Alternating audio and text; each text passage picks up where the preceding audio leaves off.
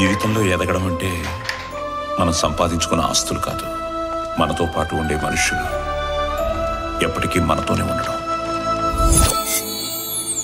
స్వామి, నా 26 ఏళ్ల జీవితంలో నేనేం కోరుకోలేదు, ఫస్ట్ టైం కోరుకుంటున్నాను.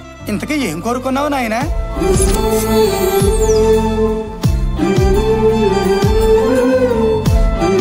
ఏంటి రమ్మన్నావంట? ముందు నిలబడు. రిలేషన్షిప్స్ ఏమైనా ఉంటే అవి బయటకు వస్తావా? ఇప్పుడు చెప్తాను.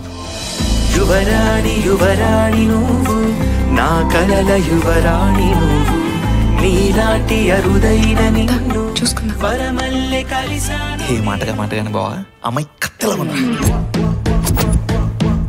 పువ్వు కూడా తీసుకొచ్చాను. ఐ లవ్ యూ శిల్ప. ఈ బ్యాచిలర్ బాడీని ఐసీయూ నుంచి జనరల్ బాడీకి షిఫ్ట్ అయ్యే ఏదన్నా ఐడియా ఉంటే చెప్పు సంతోష్. డైరెక్ట్ గా డిశ్చార్జ్ అయిపోయే ఐడియా ఉంది, చెప్తాను.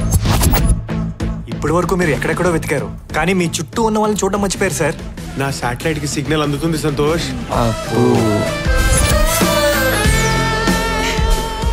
సౌండ్ ఏంట్రా? గర్ల్ ఫ్రెండ్ కిస్ ఇచ్చిందిలే. ఈ ఆనంద్ గడికి ఆనందం ఈ సంతోష్ గడి ఇచ్చాడు కాబట్టి ఈ సంతోష్ గడి సంతోషం ఈ ఆనంద్ గడి ఇచ్చేస్తాడు.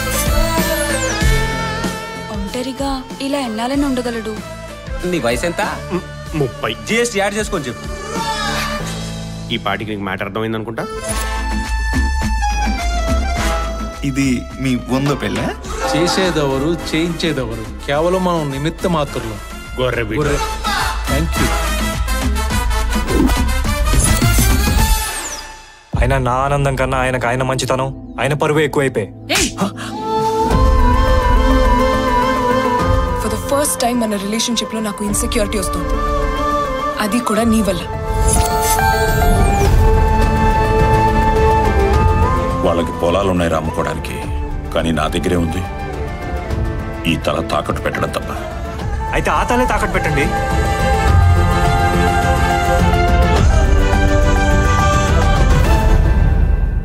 మరి మీకెప్పుడు పెళ్ళి అవుతుంది ఫాదర్?